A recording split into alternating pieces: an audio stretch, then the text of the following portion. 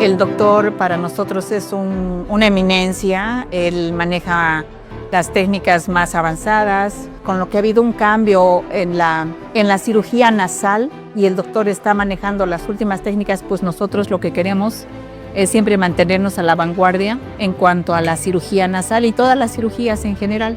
Siempre el resultado de las cirugías que tiene el doctor son pues increíbles y eso es algo que es que todo el mundo quiere replicar, ¿no? Que es esos resultados que tiene el doctor con las pacientes, que además el doctor es una persona, aparte de que es muy hábil, es una persona que es muy compartida con sus conocimientos. Él siempre ha visto porque todos estemos pues en un buen nivel y eso es algo muy bueno y algo que habla bien del doctor.